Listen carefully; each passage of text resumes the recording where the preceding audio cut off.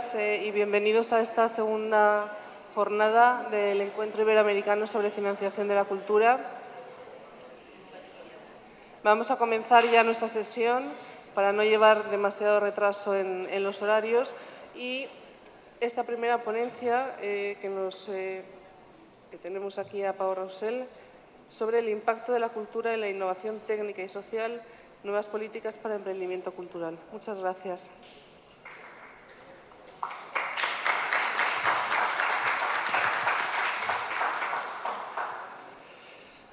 Buenos días a todas y a todos. Yo, por deformación profesional, tengo que hablar de pie, porque además he comprobado que cuando hablo sentado digo cosas distintas a las que digo cuando estoy de pie, y habitualmente me gustan más las cosas que digo cuando estoy de pie. En primer lugar, agradecer a la Fundación Casas Históricas, al Ministerio de Cultura de Perú, a la ECID y a todo el resto de instituciones que hacen posible este encuentro.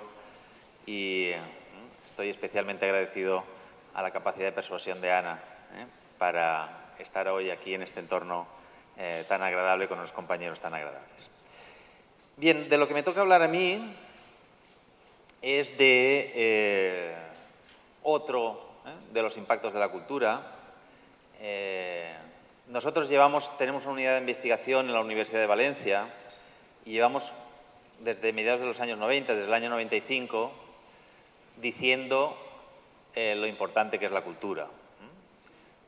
Hemos estado algunos años de travesía en el desierto, pero hoy en día es un discurso que se va interiorizando en distintos ámbitos y en distintas esferas. De todas formas, como toda nueva epifanía, esto también tiene algunos de sus riesgos, y también voy a hacer hincapié en algunos de estos riesgos. En primer lugar, para centrar un poco el tema, si hablamos de financiación de la cultura, la financiación de la cultura puede venir, es decir, recursos financieros destinados a la cultura pueden venir de distintos ámbitos. Tenemos un primer espacio, que es los recursos financieros que dedicamos de los recursos colectivos, que no hay que olvidar que el Estado es lo que coge, los impuestos es coger un poquito de dinero de cada uno y destinarlo a la cultura. Lo podría destinar a la cultura o a la educación o a la sanidad. Tiene siempre los recursos colectivos que provienen de los impuestos, tienen usos alternativos, y esto hay que tenerlo en cuenta. El segundo espacio de donde puede venir es del ámbito privado, pero del ámbito privado yo quisiera hacer alguna distinción del ámbito privado, porque hay gente que es capaz de valorizar en términos económicos los recursos que destina a la cultura. Y esto tenemos distintas maneras, o distintos espacios. Podemos hablar, que puede ser interesante para llegar al final de esta intervención, tenemos a las corporaciones, dedican dinero a la cultura, por ejemplo, a través del patrocinio, que significa que lo que hacen es valorizar, incorporar en sus propios procesos de producción el valor simbólico de la cultura, a través de la publicidad, de la imagen, y de otros ámbitos un poco más sofisticados, como luego diremos. La cultura crea espacios amables de relación entre agentes sociales, económicos y políticos. Detrás de las grandes exposiciones de la cooperación española se firman convenios para comprar, entonces, cuando los españoles compraban compañías latinoamericanas, en aquel tiempo lejano, pero estos contratos se firmaban después de las grandes exposiciones de la cooperación española. Capital privado, es decir, ¿cuál es la lógica del capital privado? La lógica del capital privado, cuando no trata de valorizar la imagen de la cultura, es la tasa de rentabilidad. ¿Por qué invierten las empresas privadas? La función de la empresa es maximizar su tasa de beneficios. Si encuentra que hay alguna oportunidad en el ámbito de la cultura, invierte, financia la cultura y obtiene esa tasa de rentabilidad. Esa tasa de rentabilidad se puede obtener directamente si uno restaura una casa colonial y pone un hotel, los flujos de ingresos del hotel lo puede rentabilizar directamente, o, lo que es habitual también, o es bastante habitual, puede rentabilizar la atención que genera la cultura. Estas son las estrategias de los medios de comunicación. ¿Por qué Televisa financia producciones audiovisuales series? Porque no básicamente porque consiga flujos de ingresos directamente a través de la exhibición de las series, sino lo que hace es coger el producto audiovisual, ponerlo en una televisión, captar la atención de 15 millones de espectadores, luego coge esa atención y la negocia en el mercado de la publicidad. El negocio de los medios de comunicación es captar atención y para eso a veces invierten en cultura, otras en entretenimiento en sentido más light, pero el objetivo es presentar productos, servicios, bienes culturales que atraigan la atención y negociar esa atención en los mercados de publicidad. Esta sería otra manera de obtener ingresos a través de la... Luego hay otra manera que llega al mundo de la cultura, hay otra vía desde el ámbito privado que es la demanda privada de cultura. Lo que pagamos de nuestro bolsillo los ciudadanos por libros, por discos, por conciertos. Esto es una manera de conseguir o de obtener financiación de la cultura. Y luego hay otra, que es de la que voy a hablar yo hay otro tipo de capital privado, pero cuyo objetivo principal no es la tasa de rentabilidad, sino cuyo objetivo principal es vivir de la cultura, vivir en un entorno donde su ocupación principal de los individuos sea producir, distribuir, gestionar bienes y servicios culturales. Esta es la diferencia entre el mundo del gran capital, de la K grande y de la K pequeña, donde el objetivo no es maximizar la tasa de rentabilidad y, de hecho, todos los estudios demuestran que en el caso de las pequeñas empresas culturales están dispuestas a aceptar tasas de rentabilidad por debajo de la media de la economía, porque están interiorizando las compensaciones que genera trabajar en el sector de la cultura, que parece, esto también hemos hecho algunos estudios, trabajar en el sector de la cultura genera satisfacción. Uno está dispuesto a renunciar a parte de su salario, de su tasa de rentabilidad, a cambio de trabajar en el sector. Una cosa absolutamente incomprensible. Porque tiene sentido, esto nosotros hemos hecho algunos estudios sobre gestores culturales, los gestores culturales, que son ese ámbito de intermediación entre el ámbito de la creación, el mundo de la empresa, el mundo de la ciudadanía, de la demanda, esos están muy formados muy por encima de la media de los trabajadores, en el caso español, muy por encima de la media de los trabajadores. Tienen salarios por debajo de la media de los trabajadores españoles. Tienen modelos de trabajo mucho más irregulares, inestables, están temporadas sin trabajar. Cuando trabajan, tienen horarios mucho más incómodos, no es uno entra a las 8 y sale a las 3, sino tiene que estar, recoger sillas, hacer muchas otras cosas, los sábados por la noche, etcétera, etcétera, etcétera. A pesar de que todas las condiciones laborales son peores que las medias de los trabajadores, el nivel de satisfacción laboral es mayor que la media de los trabajadores. Incomprensible.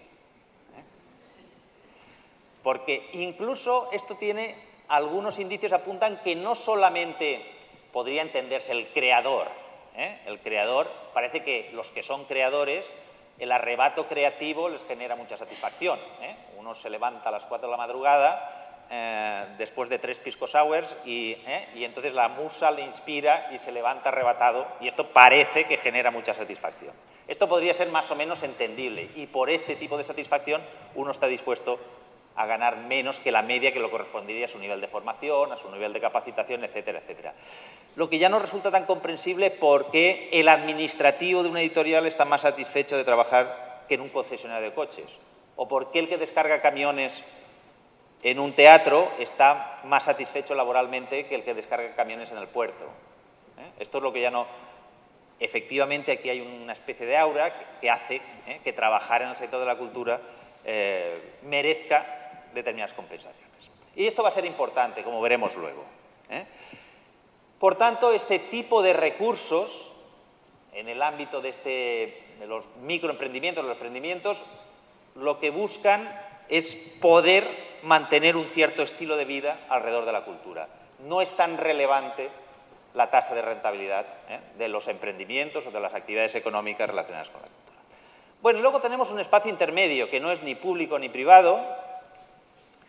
Uno es el mecenazgo. Las corporaciones, no buscando exclusivamente la tasa de rentabilidad, sino hay alguien que dice que si a uno le facilitas y le das algunas ventajas fiscales, destinará recursos de su tasa de beneficio, o corporaciones o individuos de su riqueza destinará recursos al ámbito de la cultura. Bien, ahora luego haremos algunos comentarios hacia el mecenazgo. Hay otro tipo de aportaciones que es estrictamente filantrópicas, donde no es relevante la ventaja fiscal. No es relevante, esto en el ámbito más latino es menos frecuente, pero en el ámbito anglosajón es bastante frecuente, y aquí efectivamente es importante. Las cuestiones no es tanto la rentabilidad fiscal o la optimización fiscal, sino el reconocimiento social, que uno le den una palmadita en la espalda, que le pongan una placa en la biblioteca estos son este tipo de reconocimiento de la comunidad alrededor de las aportaciones del filántropo. Luego hay otros espacios emergentes, como es el crowdfunding, que hablaremos también un momentín, donde ya no son individuos, no son corporaciones, sino es la acción colectiva de comunidades de individuos que deciden aportar pequeñas cantidades a un proyecto a través habitualmente de plataformas de Internet, ahora veremos algún ejemplo, y que deciden apoyar proyectos culturales. Este sería una vía emergente, que es un modelo distinto.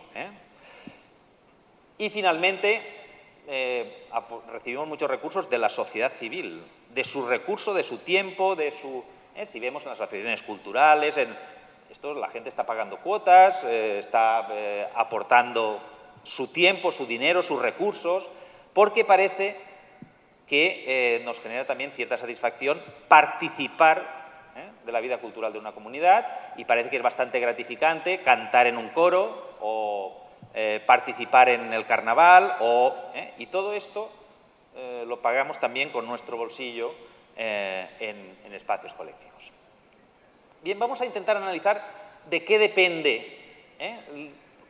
Lo que nosotros desearíamos, los que estamos aquí especialmente, es que esto fuera mucho, sea de la vía que sea, pero sea mucho. Vamos a echar un vistazo, primero, para que nos ajustemos, este es el caso de España, a las cantidades. ¿Cuánto viene de cada parte?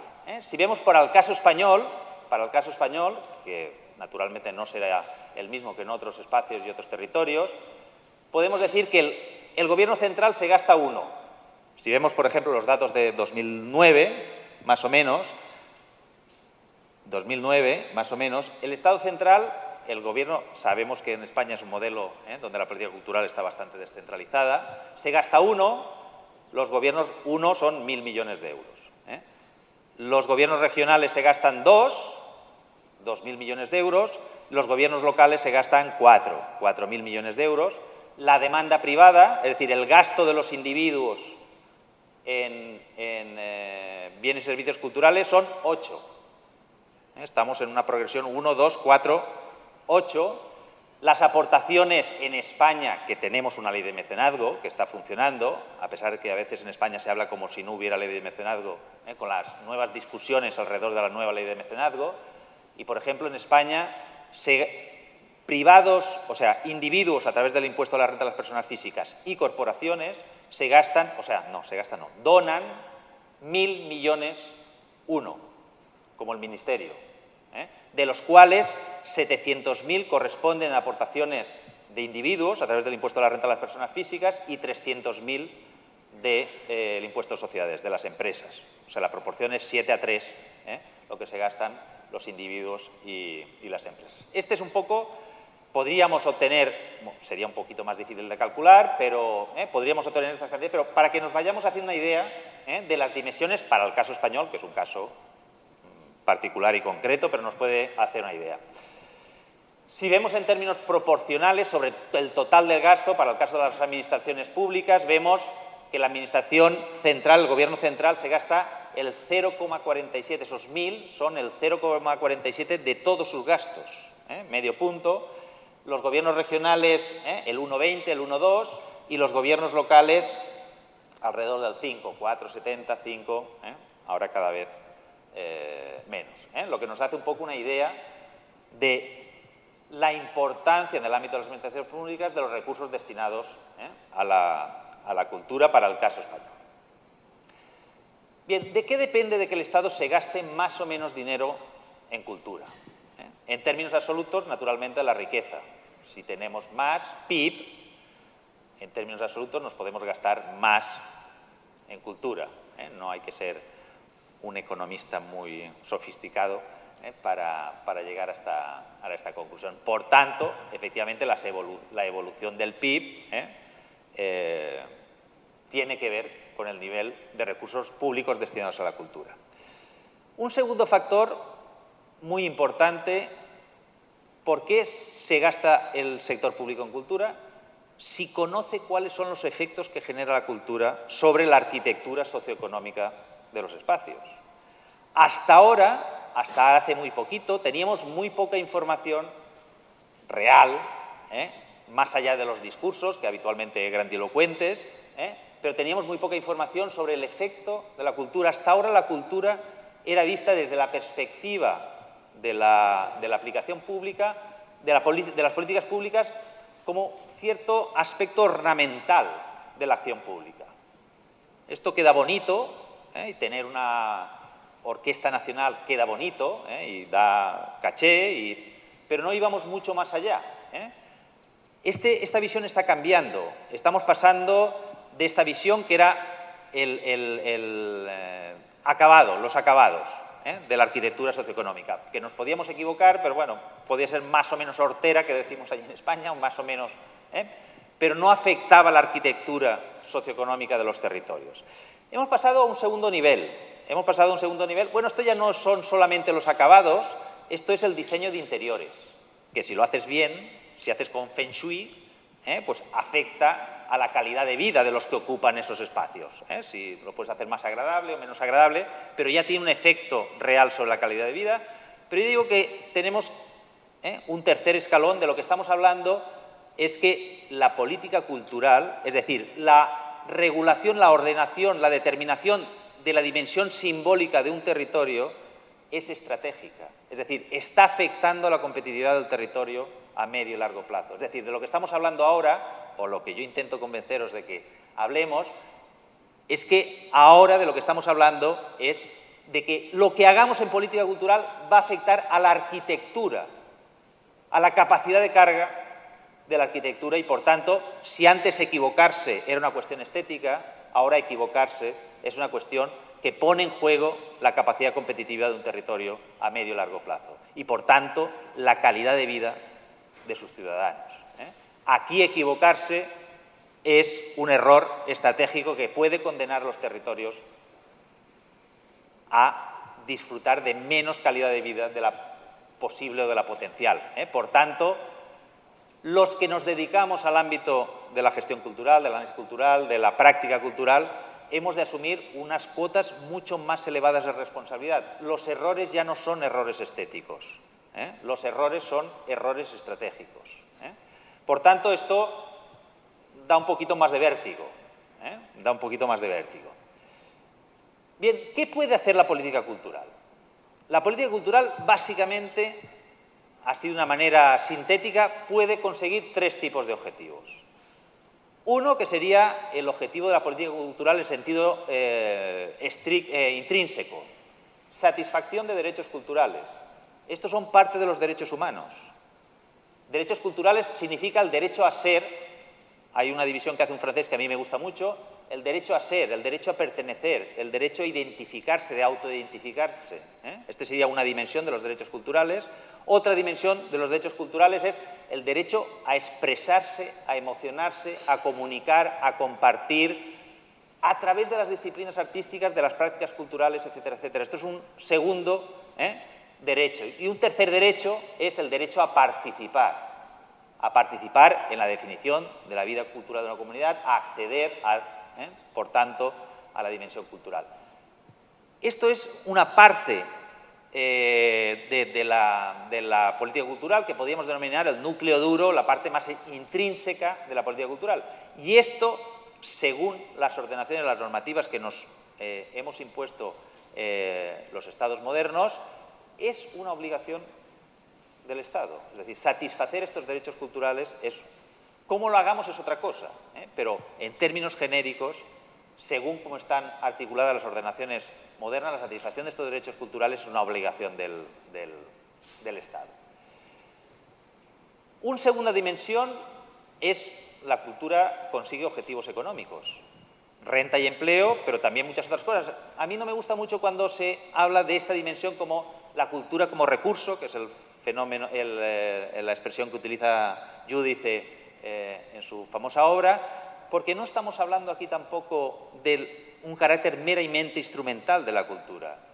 Generar puestos de trabajo en el sector de la cultura tiene que ver no solamente con la creación de puestos de trabajo, sino con mejorar el nivel de vida y la calidad de los ciudadanos. No es solamente un recurso instrumental que tiene que ver con la cantidad de trabajos creados. No es solamente, por tanto, no se puede hablar en sentido estricto de que cuando hablamos de las implicaciones económicas de la cultura, de las que ahora hablaré un momentín, estemos hablando de la cultura como recurso. Y naturalmente la cultura, porque tiene que ver con nuestra dimensión simbólica, es un poco como una vacuna de amplio espectro, sirve para muchísimas cosas. Y aquí estamos hablando de que puede servir para otros muchos objetivos, desde la consecución de la paz, la generación de la diversidad, la igualdad de género, pero puede servir. Esto no quiere decir que las políticas concretas que articulemos tengan algún efecto sobre estas dimensiones. Utilizamos una palabrería muy grandilocuente, pero luego, en términos generales, podemos decir que las políticas culturales, comparadas con otras intervenciones públicas, las políticas culturales son las más ineficaces. Es decir, no consiguen los objetivos que dicen perseguir.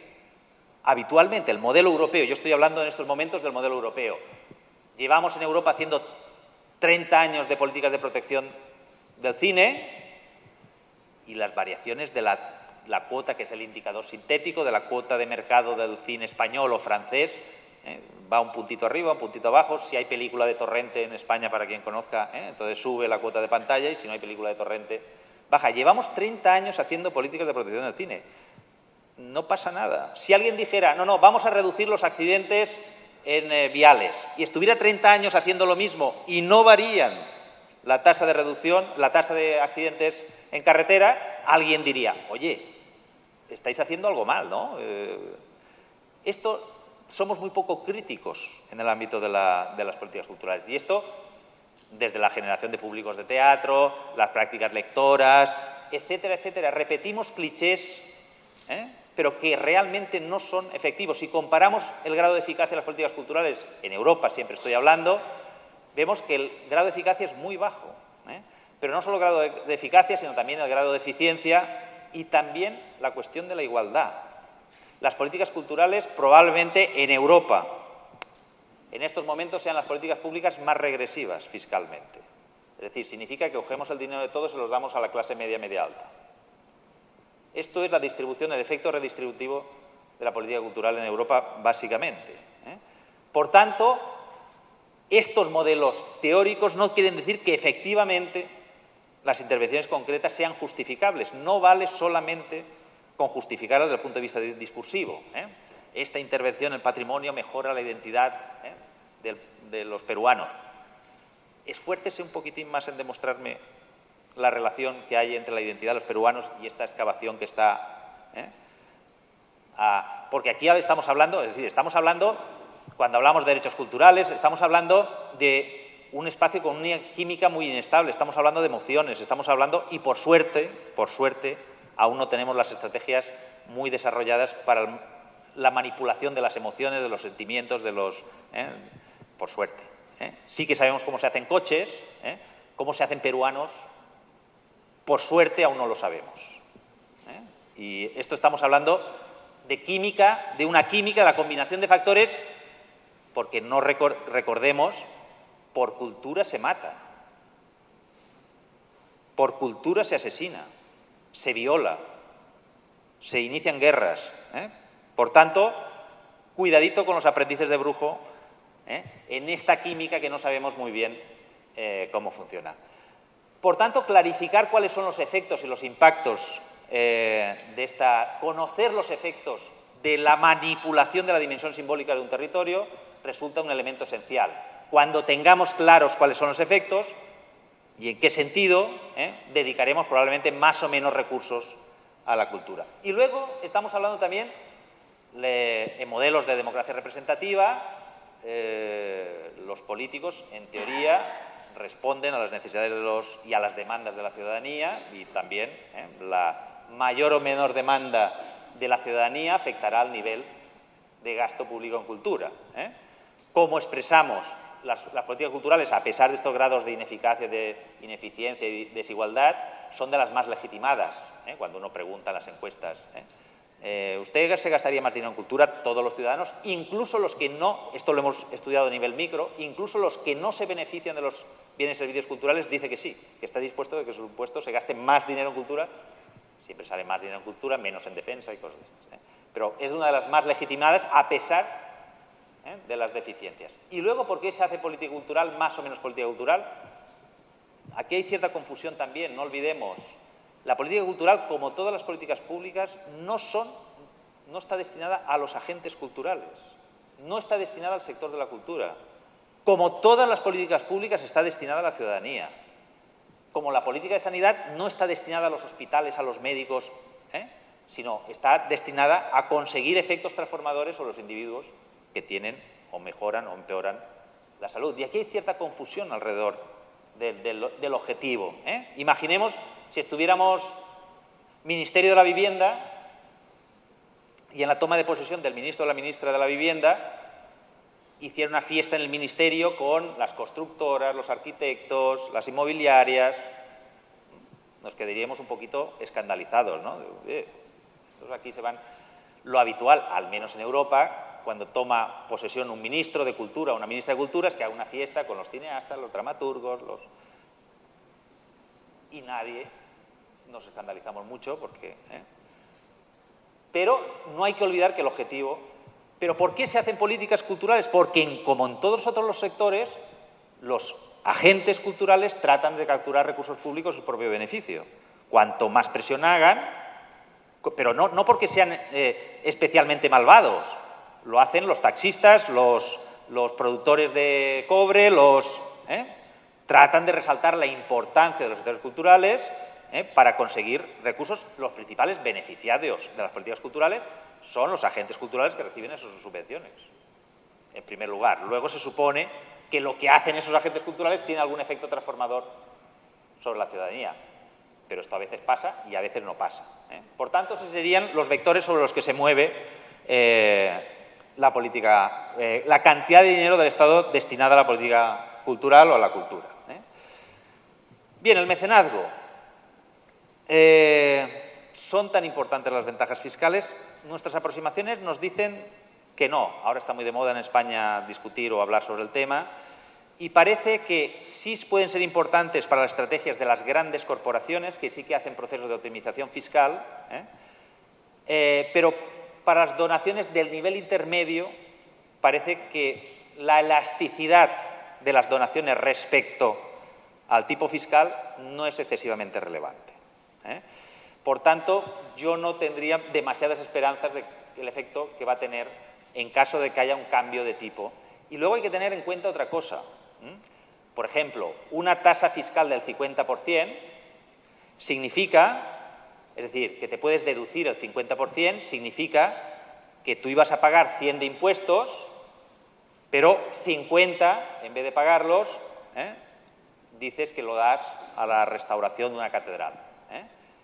Pero esto no es gratis. Esto significa que los otros 50, que esos 50 los pagamos entre todos. Y quien decide a qué catedral va es el que da el dinero. Por tanto, cuidadito también. Yo sé que a Cristian esto no le... En términos de modelos democráticos, yo prefiero que sea el Estado el que decide dónde van los recursos, porque yo al Estado le puedo exigir responsabilidades como ciudadano, como votante, como... A la corporación concreta no le puedo exigir responsabilidades.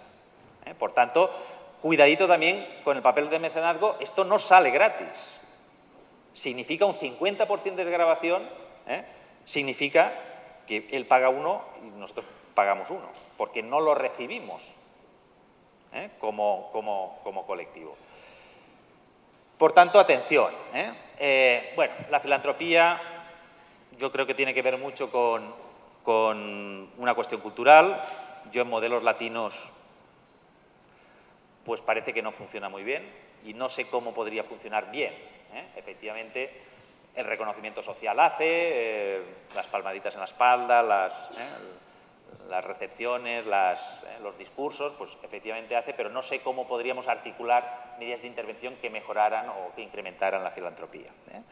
La cuestión del crowdfunding. En España está funcionando bastante bien. El crowdfunding significa un modelo de mecenazgo, pero es micromecenazgo.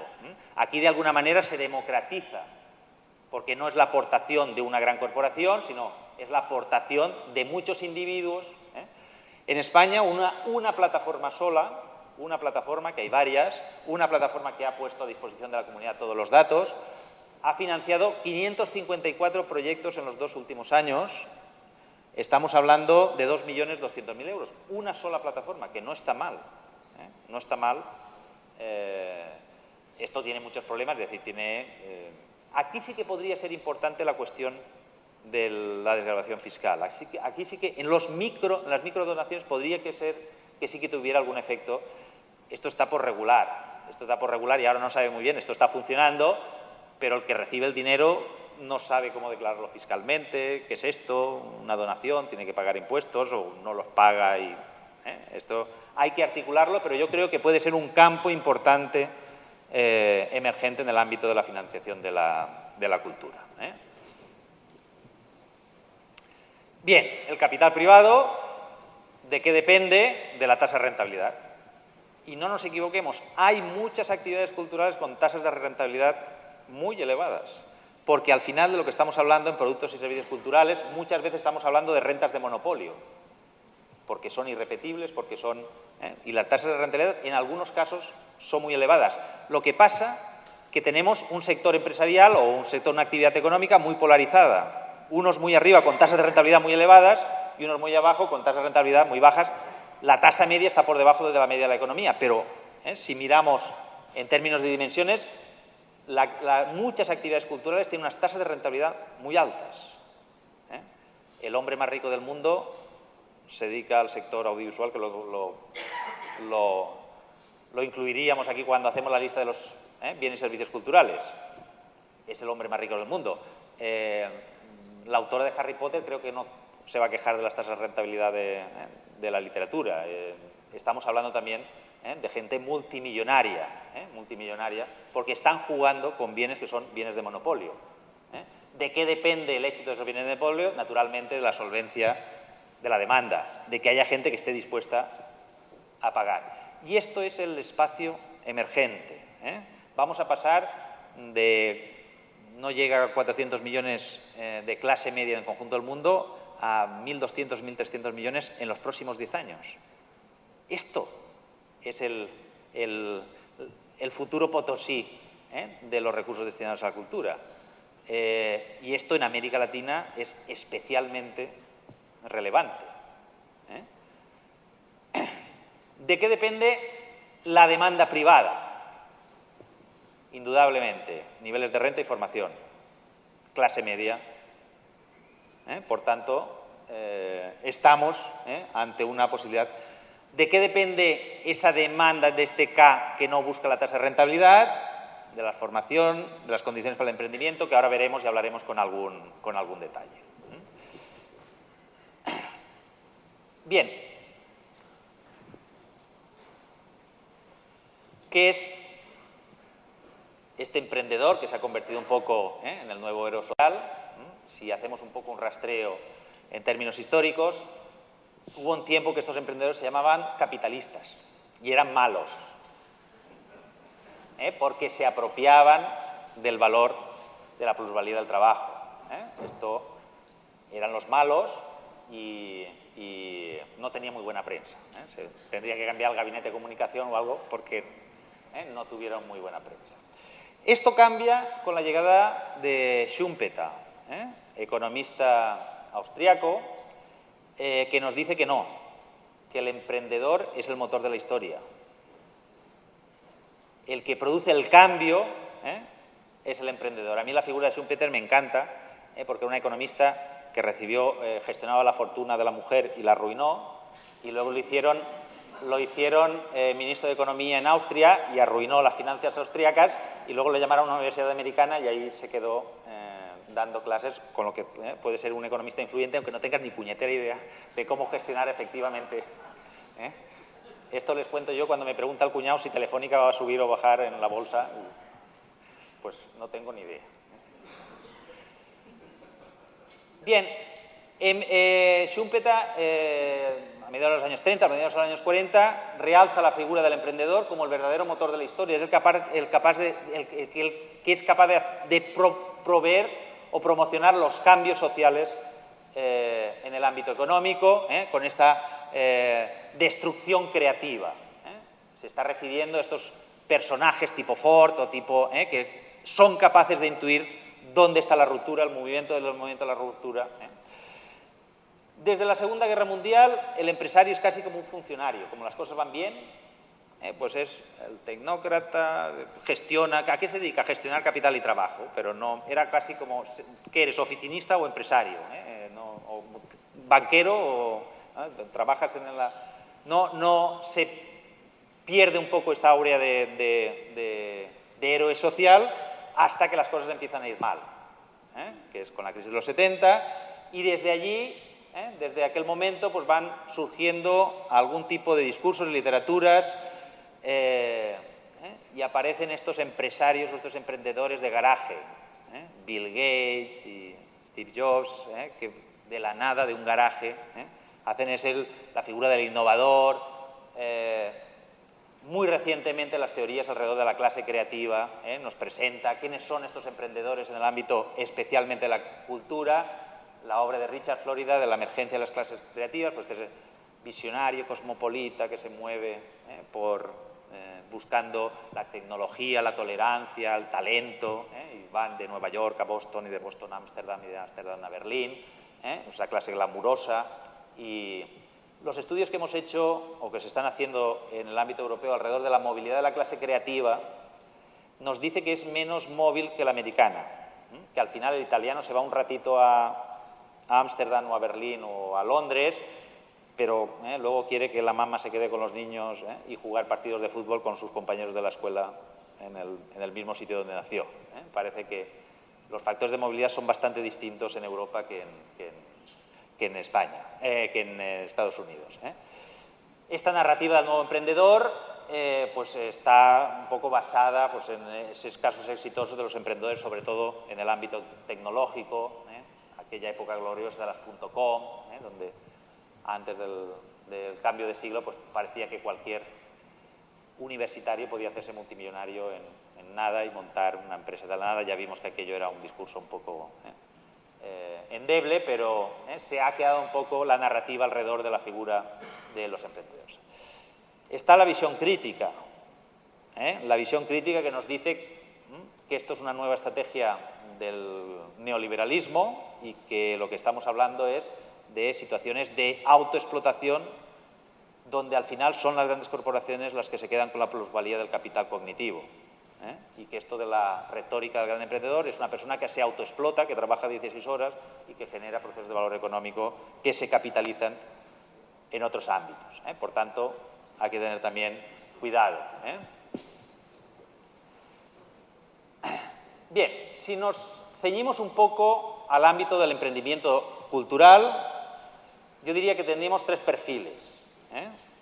Tenemos el artista como emprendedor cultural, es decir, el creador como emprendedor cultural, que sobre todo su objetivo principal no es tanto la organización, sino construir su propia carrera artística.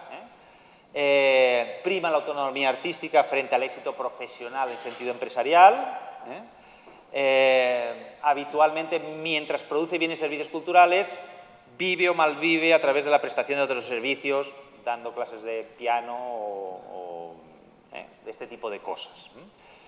Este tipo de emprendimiento se produce con poco capital financiero, porque realmente lo que está capitalizando es su propio capital creativo, capital artístico. En el otro lado tenemos el falso emprendedor. Este no es un emprendedor, a pesar de que se haya tenido que convertir. Este personaje de lo que quiere es vivir en el sector de la cultura, pero no le queda más remedio que autoemplearse para conseguir vivir en el sector de la cultura. Preferiría vivir asalariado en un entorno estable, pero sabemos que el entorno de la cultura genera espacios laborales de alta volatilidad, por proyectos, etcétera, etcétera. Y no le queda más remedio. Bueno, ¿me tengo que hacer autónomo? La pregunta, ¿me tengo que hacer autónomo? Pues el que se tiene que hacer autónomo para poder facturar. Este es el falso emprendedor. Su verdadero objetivo sería trabajar en los sectores culturales, pero en un ambiente estable, por otra parte absolutamente razonable. Y el emprendimiento, por tanto, es derivado, es fruto de la necesidad, porque no hay otra manera de vivir en el ámbito de la cultura si no se emprende. Pero ante la mínima posibilidad de establecerse en espacios estables, pues no lo duda. ¿Quién sería el auténtico emprendedor cultural? Pues es el que podríamos denominar gestor cultural, que efectivamente combina habilidades y capacidades en el ámbito de la creatividad, de la creación, pero también en el ámbito de la gestión. Es el intermediario inteligente, o debería ser inteligente, ¿no?, entre el mundo de la creación, el mundo de la demanda de la ciudadanía y el mundo corporativo, burocrático, etcétera, etcétera. Es el que es capaz de engarzar este espacio. Bien, ¿de qué depende el emprendimiento? Pues eso está bastante estudiado y bastante trabajado. ¿De qué depende? Del marco regulador, si es más fácil o menos fácil desde el punto de vista de la regulación crear una unidad económica alrededor de la cultura. Un colaborador nuestro tardó 24 horas en crear una empresa con sede en Regent Street, todo por Internet, en Inglaterra. Un español en Inglaterra. En España este mismo proceso le hubiera costado 4 o 5 meses. Y pagando 64 libras. Le costó constituir una empresa con sede en Regent Street, 64 libras, en menos de 24 horas, todo por Internet. La diferencia es, por tanto, los marcos reguladores afectan notablemente, es decir, no solamente la capacidad de entrar, sino la capacidad de salir, reducir las barreras de salida y de entrada, porque deshacerse emprendedor también es un factor que afecta a los procesos de emprendimiento. Es como darse de baja de una compañía telefónica, a veces es imposible, por lo menos en el caso español. Naturalmente la tecnología está reduciendo notablemente de manera exponencial, negativa, ¿no?, los costes de creación, producción, distribución y gestión, todo el software aplicado a todos los ámbitos, al ámbito de la creación, al ámbito de la gestión, al ámbito de la mediación, etcétera, etcétera. Esto está reduciendo notablemente los costes y por eso también estas olas alrededor del emprendimiento.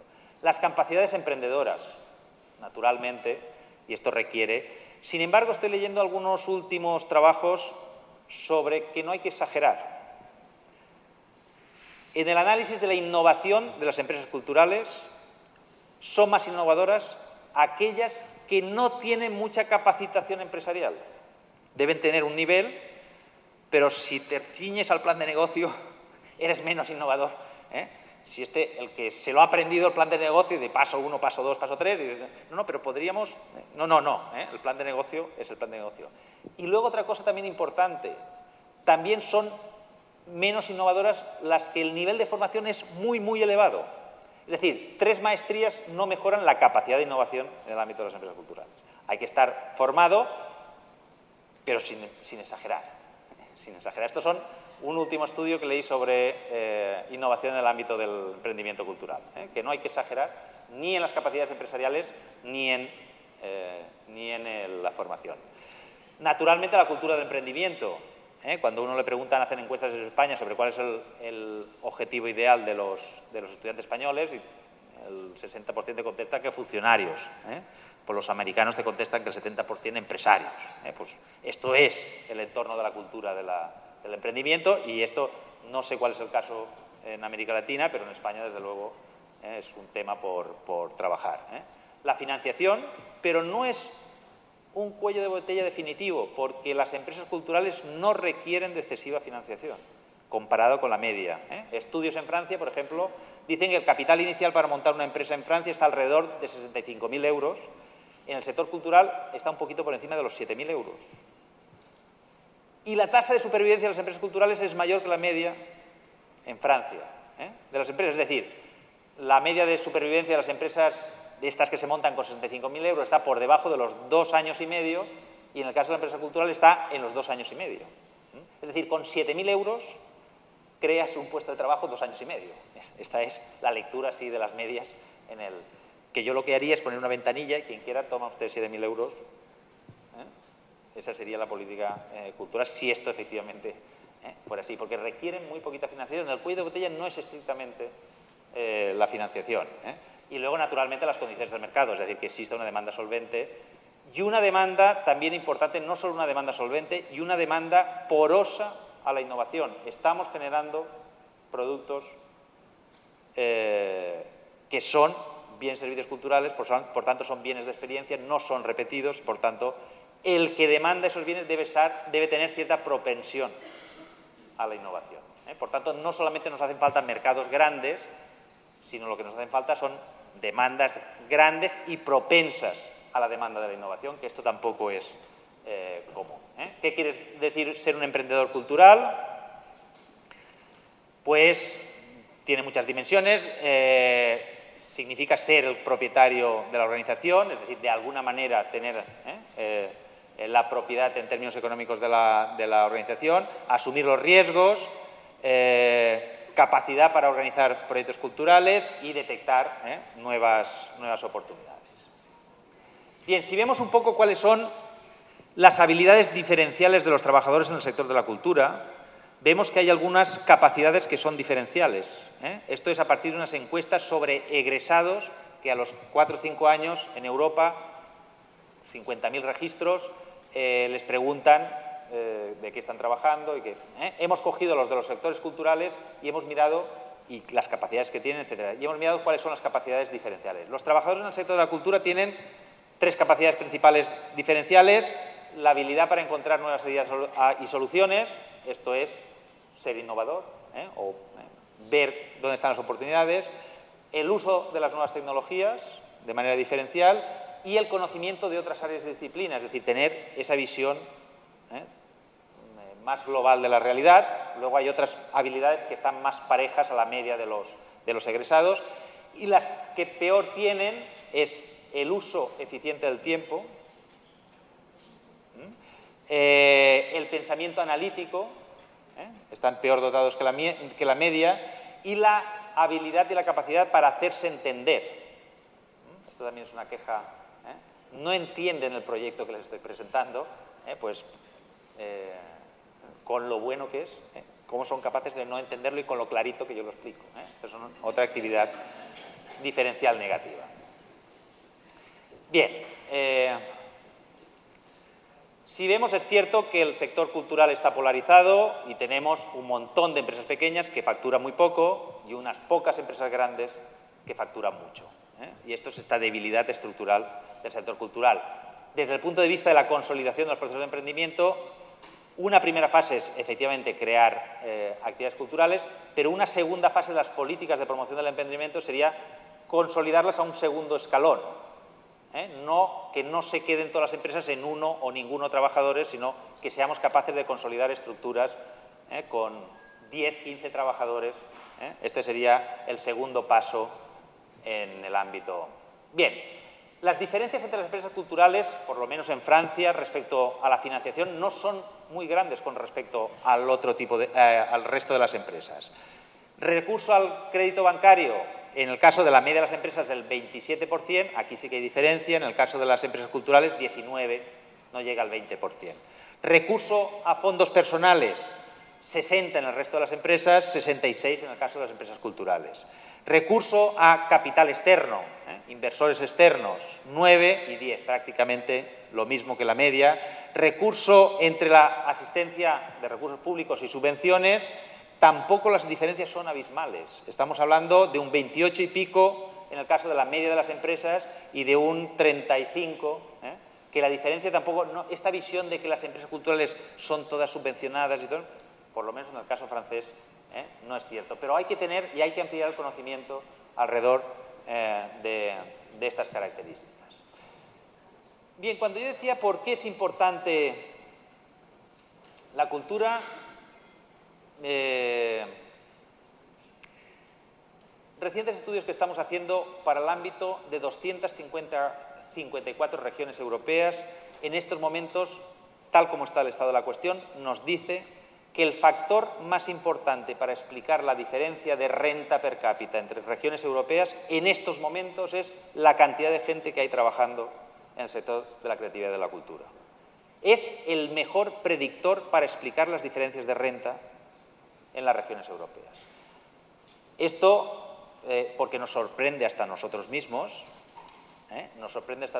significa que una variación del 1% en la cantidad de trabajadores en el sector de la cultura y la creatividad significa una renta per cápita entre 1.000 y 1.600 euros más en la región europea. Esto a un nivel de una media de renta per cápita de alrededor de 30.000 euros. No es una cifra de especiales. Variar un 1% de los trabajadores en el sector de la cultura significa para una región europea tener 1.400, bueno, entre 1.000 y 1.600, en el caso español son 1.400 exactamente.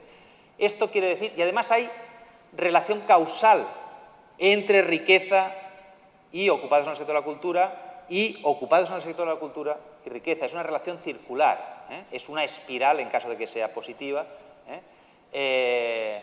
Esto continuamos, no sabemos muy bien por qué, pero en estos momentos lo hemos probado para países del norte y países del sur, para dentro de cada uno de los países, por niveles de desarrollo de cada una de las regiones.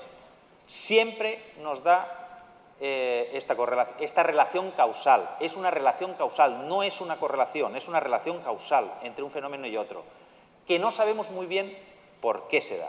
Es decir, el estado de la cuestión ahora en estos momentos, de hecho, hemos hecho a finales de agosto un congreso en Bratislava para tratar, distintos equipos de investigación de Europa, para tratar de determinar, de explicar el origen de esta relación causal. En España esto significa que un madrileño es aproximadamente unos 10.000 euros más rico que un valenciano, y esto viene explicado por los 5 puntos de diferencia de ocupados en el sector de la cultura y la creatividad en la Comunidad de Madrid. Es el mejor, no es que sea una variable que lo explica, es la variable que mejor explica la diferencia de renta en las regiones europeas, de renta per cápita. Esto lo pongo así porque ¿en qué agenda estamos tratando de explicar este fenómeno? Pues efectivamente hay algunas teorías más o menos claras, la cuestión de la atractividad, cuando hablamos, es decir, las regiones con mayores trabajadores en el sector de la cultura y la creatividad atraen más turistas, más inversiones y más trabajadores. Y esto es bastante comprobable. Incrementa la productividad porque en Europa los sectores culturales son más productivos que la media de la economía. Por tanto, tener más sectores culturales significa incrementar la productividad media de la economía. No son menos productivos. La capacidad de generar valor añadido Por ejemplo, en España, de un trabajador en el sector de la cultura está alrededor de los 30.000 euros y de un trabajador en el sector del turismo está alrededor de los 23.000–24.000 euros.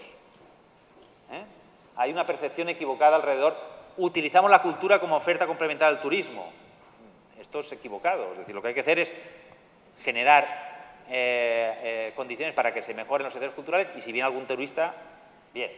Pero no utilizar la cultura como oferta complementaria porque lo que estamos generando es menor valor añadido si desarrollamos el sector turístico. En fin, pero hay distintas hipótesis alrededor de por qué se da esto. La cultura también es un espacio amable de creación de capital social que después se materializa en otros ámbitos, en el ámbito económico, es decir, en las fiestas populares, por ejemplo. Ahí es un espacio de relación entre mucha gente, donde surgen proyectos que tienen que ver con las fiestas, pero surgen también otros proyectos que tienen que ver con la economía, con la sociedad, con la política, etcétera, etcétera, etcétera. Por tanto, hay distintas. La más global sería aquella que ahora defienden algunos autores australianos, que realmente lo que estamos hablando con los sectores culturales y creativos es la base sustancial de la capacidad de innovación del territorio. Por tanto, aquellos que tienen más base tienen mayor capacidad de innovación.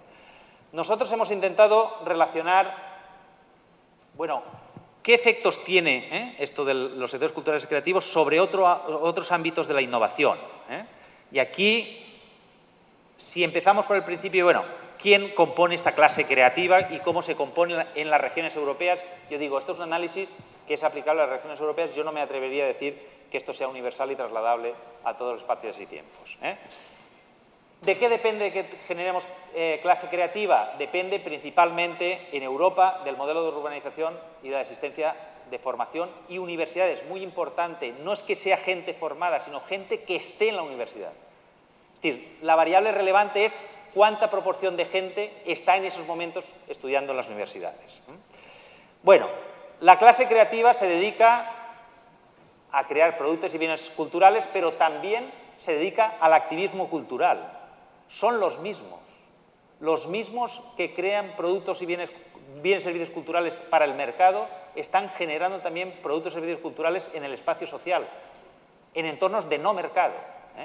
Pero es que además estos son los mismos que generan, que son activistas sociales, que están demandando cambios, transformaciones en el ámbito social y son los mismos que reclaman cambios políticos, innovación política y transformación política. Por tanto, tener una amplia clase creativa significa no solo generar innovación sobre los sectores sobre los que son inputs, porque son más innovadores que la media, sino significa generar innovación en el ámbito social y en el ámbito político. Bueno, lo dejo aquí un poquitín y me voy a las conclusiones.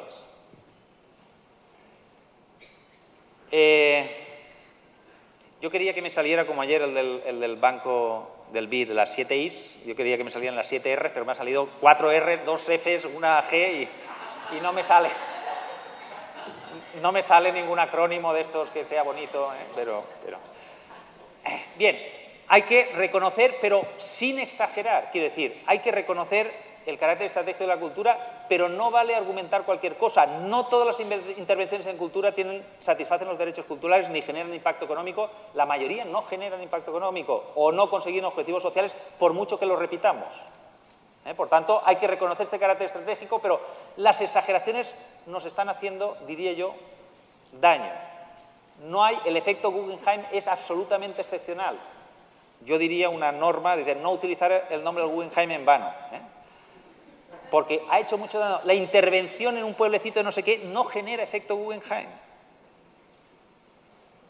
Por tanto, hay que reconocer esa dimensión estratégica, pero no vale con argumentos generales y vagos, etc. Hay que rediseñar el sistema del valor de la apropiación, del valor económico generado alrededor de la cultura. Todas estas discusiones alrededor de la SOPA, la SOUP, esto estamos redefiniendo los derechos de apropiación del valor económico. Esto no sé cómo lo vamos a resolver, pero lo tenemos que resolver. Y reconocer que el proceso de generación de valor económico de la creación cultural no puede estar basado en el modelo tradicional de derechos de autor, porque el valor económico es un proceso de construcción social, no tiene que ver tanto con la capacidad creativa o el talento, es un proceso de construcción social. Si alguien no nos dice que eso tiene valor, no genera valor económico.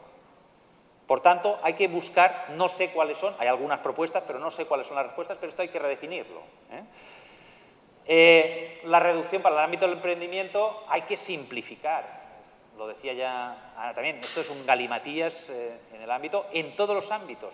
Hay que simplificar, pero no solamente cómo constituir la empresa, sino cómo utilizar un espacio público.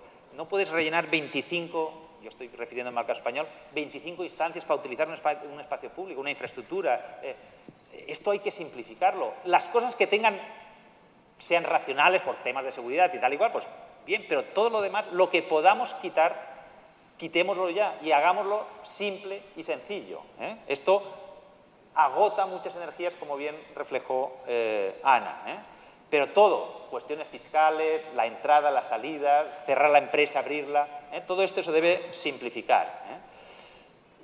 Bueno, tenemos que entrar en entornos normativos donde la flexibilidad de los trabajadores de la cultura no signifique precariedad extrema.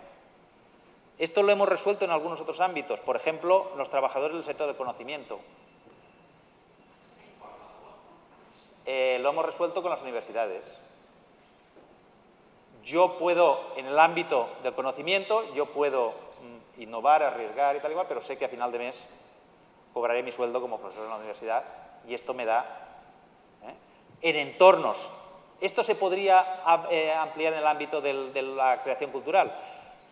Pues no lo sé. Yo, echando así cálculos, 600.000 trabajadores, si el 20% fueran de este tipo, que son los que necesitamos para innovar, para crear, para gestionar, etcétera, etcétera, y les pagamos 23.000 euros, que es el salario medio bruto anual durante, no sé, 3 años, no sé, ¿qué queréis que hagamos? Estamos hablando de 2.700 millones de euros al año. Esto es la mitad de lo que se gastan las corporaciones locales en políticas culturales.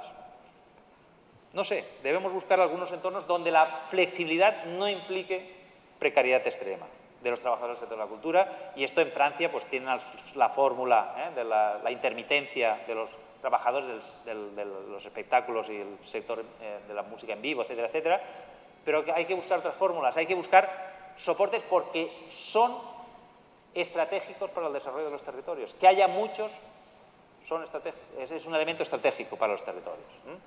Apoya la democratización de la